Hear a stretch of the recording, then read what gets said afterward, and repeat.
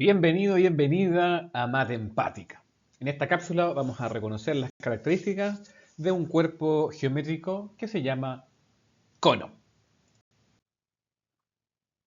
Es importante poder poner parte de contexto geométrico para comprender cómo aparecen estos cuerpos geométricos, ¿ya? Y en cada una de las cápsulas donde se aborde un tema en específico, habrá contexto geométrico que nos ayude a comprender. Revisa el contexto geométrico en la cápsula de triángulos y en la cápsula de cuadriláteros. Algunas características de los cuerpos geométricos. Vamos a ver. Para un cuerpo geométrico, que es un cuerpo que tiene volumen, y que tenga volumen implica que ocupa un espacio. Y si ocupa un espacio, estamos hablando de figuras tridimensionales. En este caso, vamos a encontrarnos que todo cuerpo geométrico o toda figura tridimensional va a tener caras del cuerpo geométrico y eso es un tema importante que te invito a que lo tengas ahí pendiente. Va a tener aristas y va a tener vértices en el cuerpo geométrico. En este específico, te invito a que puedas contar la cantidad de caras, la cantidad de aristas y la cantidad de vértices. ¿Cómo vamos a clasificar estos cuerpos geométricos? Ahí te puse yo entre comillas, pensar entonces que cuando hablamos de figuras, como el triángulo, el cuadrilátero o la circunferencia, son figuras planas, es decir, se encuentran únicamente en el plano y no tienen como una altura, sino que únicamente se pueden ver ahí a nivel de dos dimensiones. Los cuerpos geométricos vendrían a ser como las figuras geométricas, pero con volumen. Y cuando me enfrento a ellas, me voy a dar cuenta que algunas tienen este tipo de características y otras van a tener este tipo de características. Cuando nos preocupamos de poder clasificar los cuerpos geométricos, los vamos a clasificar en poliedros y cuerpos redondos. En el poliedro, para que te lo hagas más sencillo, son cuerpos geométricos que están formados por caras poligonales. Todas las caras de estos cuerpos geométricos son poligonales. Un pentágono, un rectángulo, un cuadrado, un triángulo, etcétera, etcétera. En los cuerpos redondos no es que no existan caras poligonales, sino que tiene caras que no son poligonales. En el caso de la esfera, podríamos decir que no tiene ninguna cara poligonal, pero en el caso de un cilindro, sí tenemos dos caras poligonales y otras que no lo son. Lo mismo ocurre en el cono. ¿Cómo pasamos entonces de figuras planas, que estaban ahí en el plano, a cuerpos geométricos? Esto que está acá sería en dos dimensiones. ¿Cómo es que llegamos a darle una profundidad o una altura a estas figuras? Bien, imagina entonces que cualquier figura geométrica, la que conozcas, pudieras traspasarle lo que se conoce como un eje de rotación. En este caso, por ejemplo, yo a este triángulo rectángulo le voy a poner un eje de rotación en uno de sus catetos. Entonces imagina cómo que empezamos a girar de forma indefinida ese triángulo alrededor de este eje de rotación. Entonces si lo viéramos como en cámara rápida, nos daríamos cuenta que ese triángulo, que en cada uno de los pedacitos del tiempo sigue siendo un triángulo, pero al darlo vuelta, al revolucionarlo, nos vamos a formar un cono. ¿Y qué es lo que es un cono? Va a ser una especie de pirámide, es decir, termina en punta, y su base, en este sentido, sería un círculo. Y ese círculo es el que se va generando al rotar indefinidamente este cuerpo geométrico. Si yo hago revolucionar o a girar indefinidamente la mitad de un círculo, voy a generar una esfera. Y si yo pongo a girar en forma indeterminada, indefinida, un rectángulo, entonces se va a generar lo que conocemos como un cilindro. Ahora nos vamos a poner harta atención respecto de lo que ocurre dentro del cono y las particularidades que tiene. Los cuerpos redondos son cuerpos geométricos formados por caras que no son planas y dentro de ellas el cono. En la universidad, cuando se revisan este tipo de contenidos, de cuerpos geométricos, se habla de sólidos de revolución. Entendiendo entonces que si yo tomo una figura plana y la revoluciono o la hago girar en forma indefinida, lo que se genera ahí va a ser un sólido, ¿cierto? Va a ocupar un espacio. Y la razón por la cual se transforma en un cuerpo geométrico es debido a esa rotación. Entonces son sólidos de revolución. El cono es un sólido de revolución que se forma de revolucionar un triángulo rectángulo. Ahí te lo quise mostrar como para que lo pudiéramos ver de dónde viene.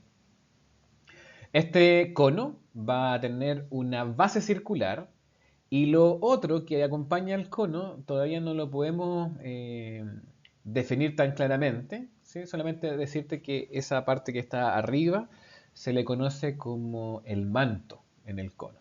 Tenemos una base circular y el resto sería como el manto. Y ese manto, después le vamos a mirar para calcular su superficie más o menos qué forma tiene o cómo se podría analizar. Si yo muevo ese triángulo que generó el cono para analizarlo, me voy a dar cuenta que las medidas de este triángulo rectángulo son las que van a formar parte importante de este cono. Por ejemplo, lo que son los catetos del triángulo van a ser posteriormente la altura, el radio de la base y un concepto nuevo que vas a conocer como generatriz.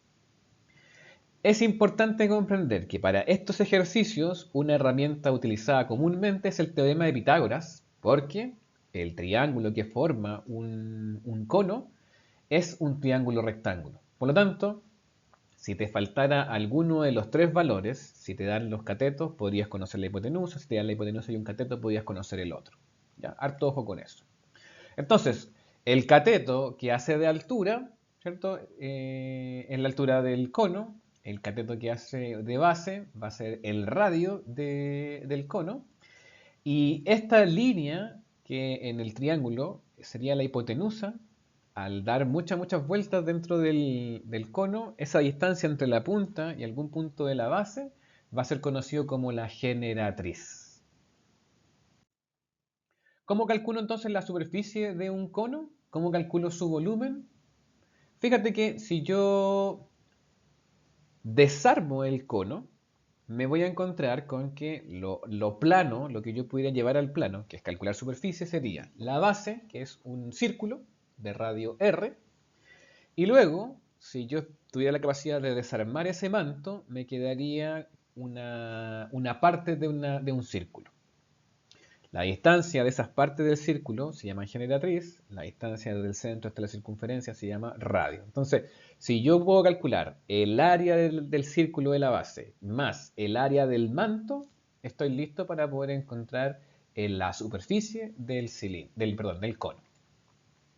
El área entonces va a ser el número pi por el radio al cuadrado y el área del manto es la multiplicación del número pi por el valor que tenga el radio, por el valor que tenga la generatriz. De esta forma entonces el área de un cono, que es cuando se desarma, es la suma de pi por r cuadrado con pi por r por la generatriz. Si se trata de volumen, ¿cómo calculamos este volumen? Nos vamos a encontrar con que esto viene desde un triángulo, siempre rectángulo. El valor de un cateto es la altura y el otro valor del cateto va a ser el radio.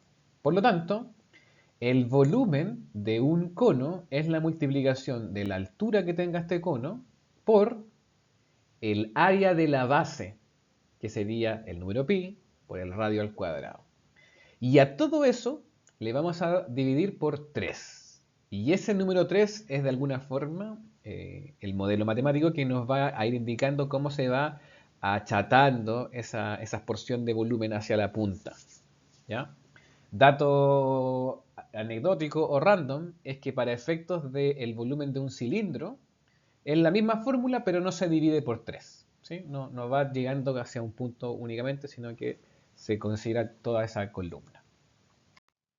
Dicho esto, no hay mucho más en que profundizar respecto de las características de un cono.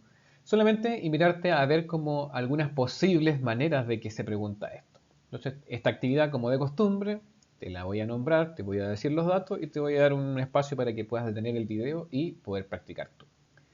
Si el triángulo ABC es rectángulo en C, el escribirlo en el enunciado nos da la posibilidad de no hacer este ángulo recto en C. ¿Ya? Puede ir dibujado o puede ir en el enunciado y es lo mismo. Y si se hace girar indefinidamente sobre el cateto menor, atención, hasta el momento hemos visto estos cilindros que están perfectos hacia arriba y en este ejercicio te están llevando a pensarlo de otra manera. Es decir, el eje de rotación va a estar sobre el cateto que mide 6. Por lo tanto, eso va a ser el cambio ahora para que este cono tenga una altura de 6 y tenga un radio de 8. Con esa información y con Pitágoras tú podrías saber cuánto vale el valor de la generatriz, que sería la hipotenusa de este triángulo, y con ello estás pero lista o listo para poder responder el área del cono y el volumen del cono. En 5 segundos te doy la respuesta. 3, 2, 1. Procura entonces considerar el eje de rotación correspondiente para poder llegar a los valores del área y del volumen de este cono. Si quieres seguir practicando y conocer más acerca de esto, no dudes en contactarme a Empática.